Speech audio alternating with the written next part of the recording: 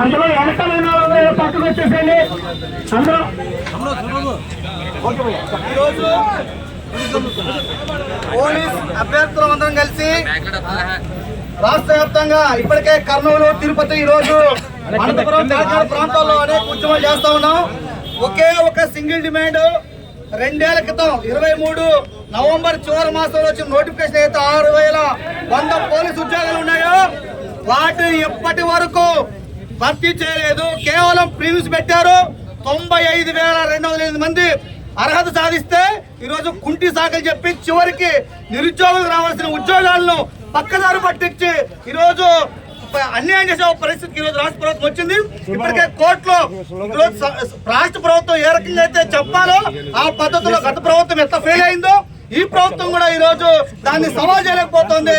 40% మంది బయట వాళ్ళకి హోంగార్డులకు ఇస్తే మా పరిస్థితి ఏంటని చెప్పి ఈ రోజు నిరుద్యోగులు ఆవేదన చేస్తా ఉన్నారు, ఆందోళన చేస్తా ఉన్నారు.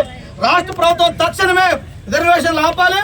ఎవరికైతే ఈ రోజు SC, ST, BC, minority reservation ఉన్నాయో వాటిని కాపాడాలని చెప్పి 95,000 మంది ఈవెంట్స్ తక్షణమే నిర్వహించి పోలీసు ఉద్యోగాలు వచ్చే విధంగా రాష్ట్ర ప్రభుత్వం చర్యలు తీసుకోవాలని చెప్పి హైకోర్టు ఇచ్చిన దాన్ని సవాల్ చేసి అవసరమైతే స్టే తీసుకునైనా ఈ రోజు రిక్రూట్మెంట్ కు ముందు పోవాలని చెప్పి రాష్ట్ర ప్రభుత్వానికి హెచ్చరిక చేస్తున్నాం. ఇదే మాదిరిగా రాష్ట్ర ప్రభుత్వం మొండిగా, నిర్లక్ష్యంగా, అన్యాయంగా నిరుద్యోగులు మోసం చేస్తే మాత్రం ఖచ్చితంగా పెద్ద ఎత్తున ఆందోళన దిగుతాం.